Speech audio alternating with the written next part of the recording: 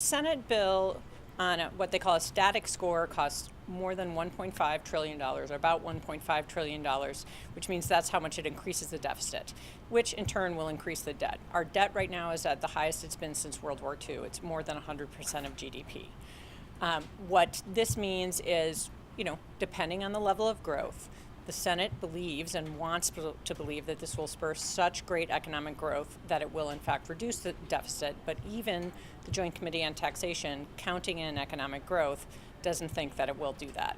The dynamic score that counts in economic growth says it'll be more than $1 trillion in increase in the deficit. Even before this bill, we anticipated that the cost of interest on the debt in 2027 would be $800 billion, more than the Department of Defense. So we're adding to our already unsustainable debt, and that in turn is going to crowd out other investments. While we see that this is, in the short term going to put some money in some people's pockets, it is going to make the competition for federal resources even greater.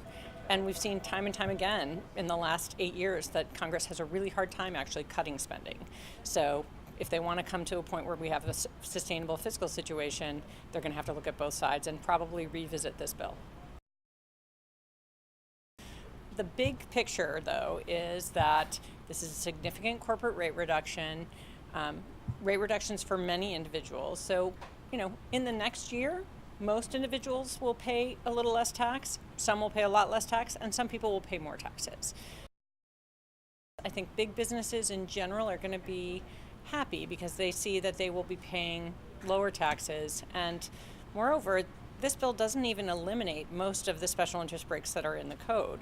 So they both will have a lower rate and they'll get to take advantage of the special interest breaks that are in the code now.